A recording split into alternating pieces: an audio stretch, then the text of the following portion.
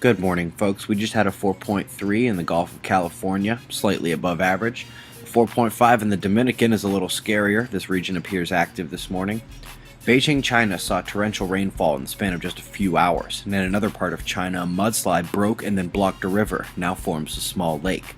Interesting article here about Titan's south polar storms. The general topic reminds me of Saturn's hexagonal north pole.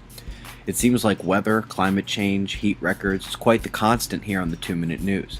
Well, this is a good fact sheet going beyond the heat records, beyond the United States to include the globe.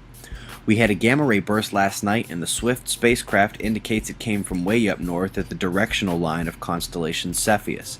If we pull up an Ohio sunrise on Stellarium and look north as we turn on the constellation labels and set time in motion at speed, we can see for those at my latitude she doesn't leave the sky, just circles what would be the imaginary line extending out from the North Pole. The Earth footprint is activated and updating again.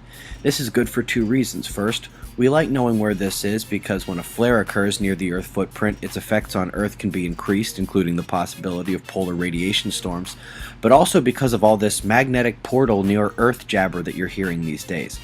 I invite you to Google magnetic portals connect Earth to Sun and see just how old these articles are.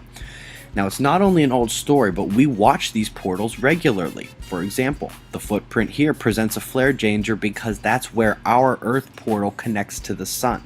Seen as the black and white lines here on the Enlil spiral, and yes, all solar system objects have these magnetic portals, a flare near that connection electrifies and intensifies the connection, which is why it's dangerous.